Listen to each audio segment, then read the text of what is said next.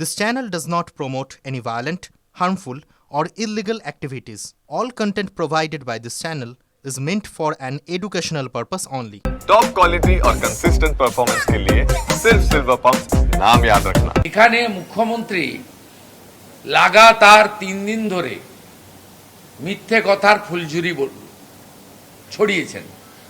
সোমবার দিন তিনি কলকাতা থেকে তার নির্দিষ্ট কিছু বিজনেসম্যানদেরকে এখানে নিয়ে এসেছিলেন। সেখানে শিল্প সম্মেলন বা বাণিজ্য সম্মেলনের নামে তিনি যা যা বলেছেন আপনারা দেখেছেন, একটি দিশাহীন কর্মসূচি। এবং আমি ধন্যবাদ জানাবো যে কয়েকটা ব্যবসায়ী সংগঠন কোচবিহার এবং অন্যান্য জায়গায় পৌরসভা, কর্পোরেশন, পঞ্চায়েতগুলোর জুলুমের কথা তুলে ধরেছেন। কেউ বলেছেন নাম পরিবর্তন করার জন্য আগে 2000 টাকা লাগতো, এখন 5 লাখ টাকা নেয়। কেউ বলেছেন আগে ট্রেড লাইসেন্সের জন্য 700 টাকা দিতে হতো, এখন 70,000 টাকা নেয়। কেউ বলেছেন মুখ্যমন্ত্রীকে যে ইলেকট্রিক বিল যা আপনি করে দিয়েছেন তাতে আমাদের এই ছোট ব্যবসা চলবে কি করে। মুখ্যমন্ত্রী বলেছেন ওগুলো রাখুন, শুনবো না, আপনাদের জন্য আমি অনেক করে দিয়েছি। এই সাহস করে যে যে ছোট ছোট ব্যবসায়ীরা, ওদের তো বলার সুযোগ নেই, কারণ তারা খুব আনন্দে আছে। চা বাগানগুলো বেসরকারীকরণ করে মুখ্যমন্ত্রী তাদের হাতে তুলে দিচ্ছেন। যেমন আগে সিপিএম শুরু করেছিল চাঁদমণির চা বাগান, হর্ষ নেওয়াটিয়াকে তুলে দিয়ে শুরু করেছিল চা বাগানের ধ্বংসের জয়যাত্রা বা শুভযাত্রা বা অশুভযাত্রা, যে যে ভাষায় তাকে বলতে পারেন। আজকে মুখ্যমন্ত্রী তো গেজেট নোটিফিকেশন করে 30% চা বাগানের, চালু চা বাগানের জমি তিনি তুলে দেওয়ার কথা বলেছেন হোটেল, রেস্টুরেন্ট, বার ইত্যাদি করার জন্য। তাই চা বাগানের মালিক বা শিল্পপতিদের বলার ওখানে কিছু নেই। ছোট ছোট ব্যবসায়ীরা প্রতিবাদ করেছেন। অপরূপ পাহাড় দিয়েছেন, সুন্দর অরণ্য সুন্দরী ডুয়ার্স দিয়েছেন তরাই, এবং সাথে সাথে এত সুন্দর সুন্দর নদী উত্তরবঙ্গে দিয়েছেন প্রকৃতি মা।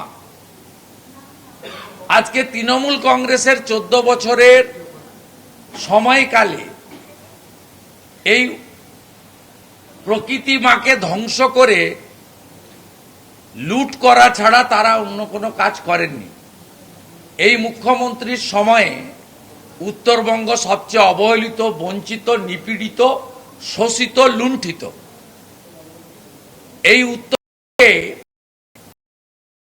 যে 3টি প্রধান অর্থনৈতিক মেরুদণ্ড যার উপরে দাঁড়িয়ে আছে, যাতে খনিজ পাওয়া যায়, যাতে প্রাকৃতিক সম্পদ পাওয়া যায় এবং পর্যটকরা আসে, কি হয়েছে পাহাড়টাকে নষ্ট করতে পারেনি, পরবর্তীকালে সুযোগ পেলে করবে।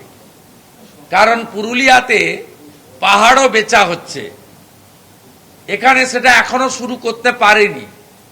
পাহাড়ের লোকেরা বা নেপালি গোর্খারা তাদেরকে একটু ভয় করেন মুখ্যমন্ত্রী। কিন্তু বাকি কি করেছেন,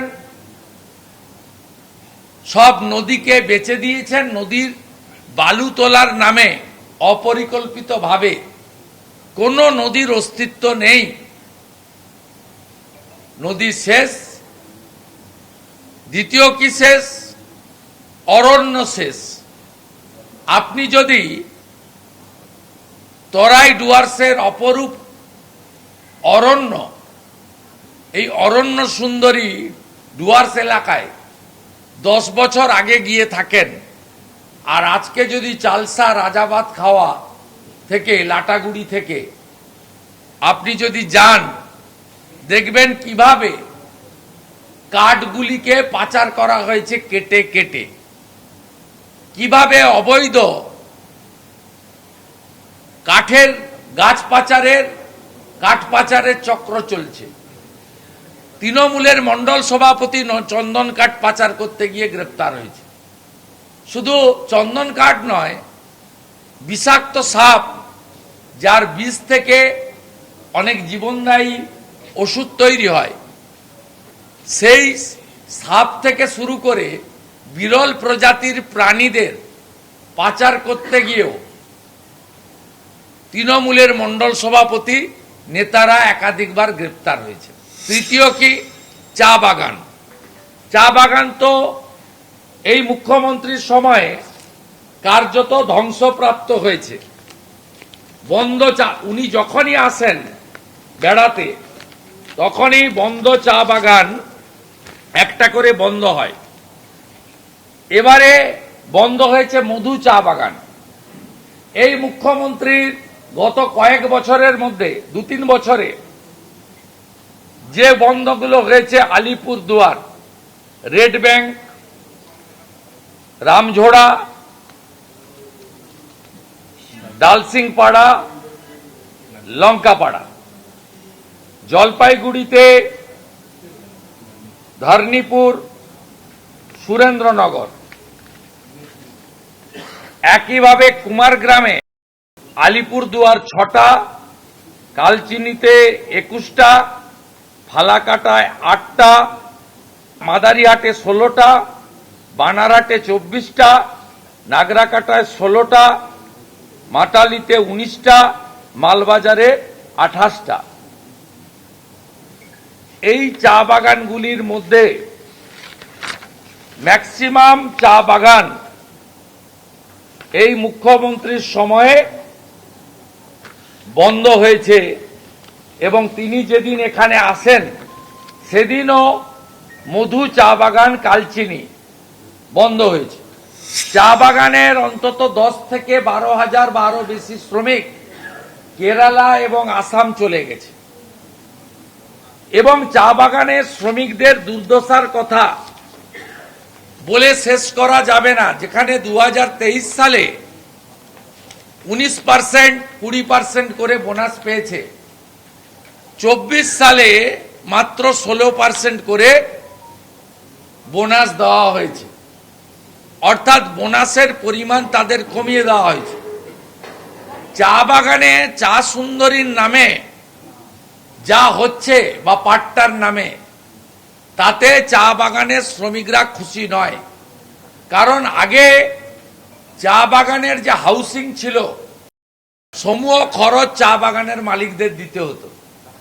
এখন কেন্দ্রীয় সরকারের টাকা 200 কোটি টাকা এরা ভেঙেছে লেবার ওয়েলফেয়ার বোর্ড থেকে। 2023 সালের 20-12-2023 কলকাতার নিউ সেক্রেটারিয়েটে মিটিং করে 200 কোটি টাকা লেবার ওয়েলফেয়ার বোর্ড থেকে সরানো হয়েছে। সেই টাকাতেই চা সুন্দরীর চেক বিতরণ করছেন মুখ্যমন্ত্রী। একদিকে চা বাগানের মালিকদেরকে আর্থিকভাবে সুরক্ষিত করা, যে তোমাদের আর চা শ্রমিকদের